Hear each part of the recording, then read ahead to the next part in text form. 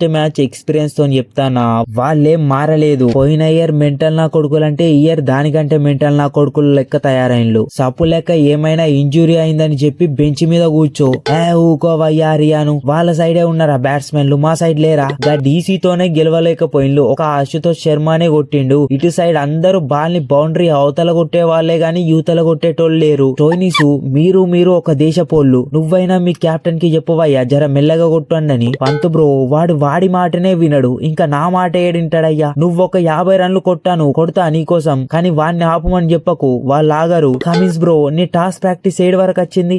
క్లసన్ bro నువ్వేం tension పడకు, కాయని ఎట్లా చెప్తే అట్లా మన మాటనే వింటది. నీ అవ్వ ఈసారి ఎట్లన్నా 300 కొట్టుడే. దేవుడా, ఓ మంచి దేవుడా, క్రికెట్ ఆడడానికి ఇంకొక లైఫ్ ఇచ్చావు, కొత్త ఫ్రాంచైజీని ఇచ్చావు, దానికి క్యాప్టెన్సీ చేసినావు. ఈసారి SRH తోని 300 కాకుండా చూడు స్వామి. తెలుసు నువ్వు ఉన్నావని తెలుసు, నువ్వు తప్పకుండా లో స్కోర్ ఇస్తావని తెలుసు.